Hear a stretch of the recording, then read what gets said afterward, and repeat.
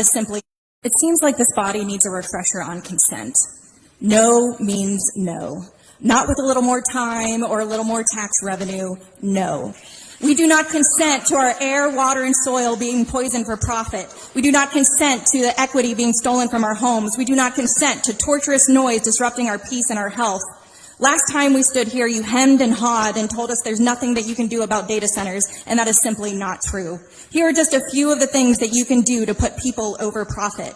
You can ban all tax incentive, fee waivers, and infrastructure subsidies for these projects. You can require full cash bonding before any permit is issued, decommissioning and remediation costs posted as cash or irrevocable escrow, no surety bonds, no letters of credit, no corporate guarantees.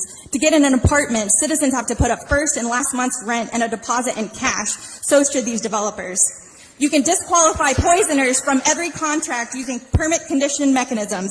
A felony conviction or a civil settlement for poisoning citizens should end any chance at development partnership, full stop.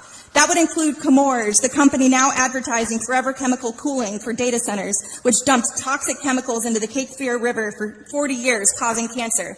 That would also include Duke Energy with their 9 federal felony Clean Water Act convictions and the largest environmental fine in North Carolina history. If they didn't own a monopoly, they would be shut down. But instead, we the people are again being poisoned for profit, and you do nothing. There should be a zero tolerance on noise, mandatory 24/7 independent monitoring and public reporting funded by the developer. Any measurable increase above today's baseline triggers an automatic fee, escalating penalties, and a mandatory engineered shutdown. Unlike zoning ordinances, noise ordinance violation fees aren't capped by state law. This council sets that number, and you could make it fair. What you do to the citizens should be scaled for a billion-dollar company.